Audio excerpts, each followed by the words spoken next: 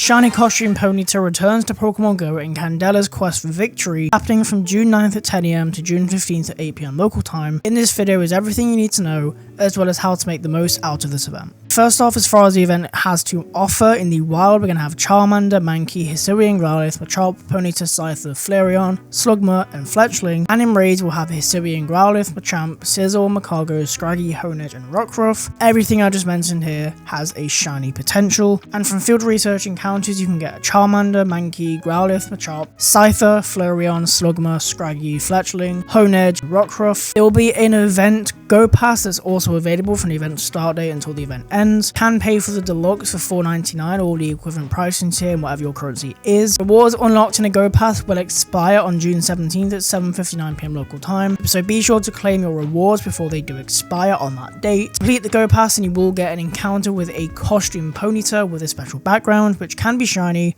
and if you pay for deluxe you will get a second encounter. You can also get other items such as 6 additional premium battle passes and even more stuff from purchasing this Go Pass. If you buy the Go Pass, do it on the Pokemon Go web store because you do get additional rewards. You also get rewards from ranking up on your Go Pass, so on tier 1 at rank 10 you get increased attack bonus from friends and raids, and if you get tier 2 at both ranks you will get 1.5 times raid Stardust, and then those who purchase the deluxe pass will also get, starting from rank 20, up to 2 raid passes per day from spinning the Pokestops on the top of the gyms, so definitely worth it in my opinion for the price that you are paying if you get the raids worth. As far as my top tips for this event do go, the best Pokemon to catch in the wild will be Charmander, because Charmander can evolve all the way up into Charizard, which has 2 Mega Evolutions, Mega Charizard Y being the best Fire-type raid attacker, or at least one of them, and also Gigantamax Charizard is a top Fire-type max battle attacker, and is budget friendly as well because it's been spawning in the wild quite a bit. There's also been cases where Shadow Charizard has seen play in the Great League meta. Speaking of PvP, you can also catch Mankey,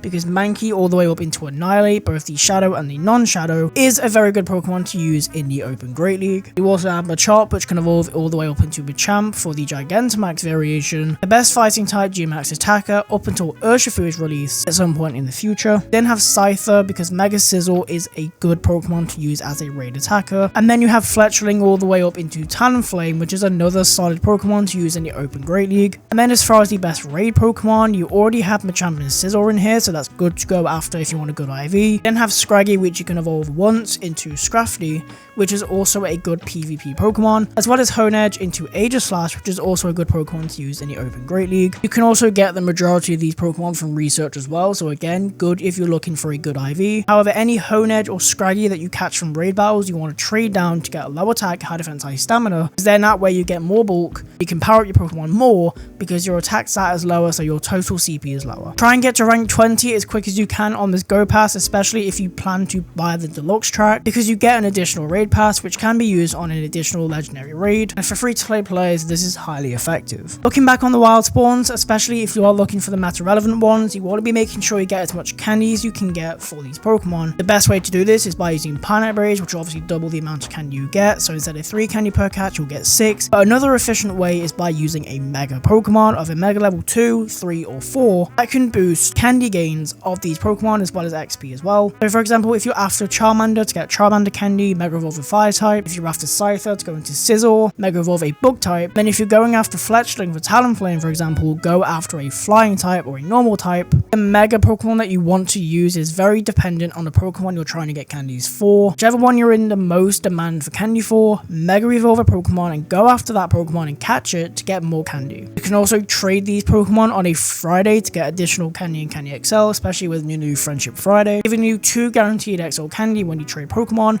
So if you trade enough Pokemon, you'll have enough candy to level 50 it. If you want to use Talonflame in the Ultra League, you will need to use Candy XL, and if you want to use the majority of these Pokemon as raid attackers, you also want to get them as high as you can, preferably to level 50, which takes a lot of XL candy as well. And finally, this event is brilliant to work on some additional medals that you may not have already completed. You can definitely work on the raid medal even by a little bit. More importantly, the type medals, you need to catch 2,500 Pokemon of certain types. You can easily get the Fire type one done, Fighting type, the Rock type, the Bug type, the Flying type, the Normal type, especially if you plan to play a fair bit. Also look out for Weather Boost. If you get Sunny Weather Boost, you'll get additional Stardust for catching Pokemon of a type that is boosted by the weather. Sunny Weather will boost Fire types, Ground types, and grass types, and the majority of the wild spawns that we are seeing during this event are fire types. You can also use fire type Pokemon against these Sizzles that are in the raids or the Hone Edges to do additional damage. Pokemon that are weather boosted as well also have higher IV floors, a higher chance of being 100% IV. That being said, that's everything you need to know about this event and how to make the most of it.